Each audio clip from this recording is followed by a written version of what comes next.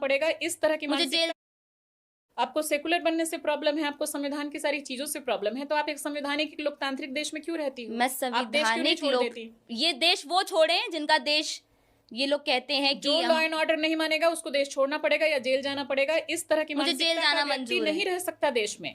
मुझे एक जेल ऐसी जाना मानसिकता मंजूर का है। व्यक्ति जो संविधान ही नहीं मानता, वो बात कैसे मेरी रह सकता है इस देश जब में? बात मेरे देश धर्म पे आएगी, मैं देश एक की ही लिमिट बात आ रही है, तक तभी मैं कह रही हूँ कि ये देश आपको एक्सेप्ट नहीं करेगा। कैसे एक्सेप्ट? चीजों आपने के, स्टडी कहाँ तक की है? मेरी ग्रेजुएशन कंप्लीटेड है, ग्रेजुएशन पॉलिटिकल साइंस से। पॉलिटिकल साइंस, आपका करस्पॉन्डेंस से किया या डेली आप कॉलेज जाके करती थी पढ़ाई? करस्पॉन्डेंस से। मुझे लगता है कि हाँ, आपको एक बार फिर से सही तरीके से पढ़ाई करने की जरूरत है। आप जिस मुझे तरह से मुझे वो संविधान को पढ़ाई लेकर करनी के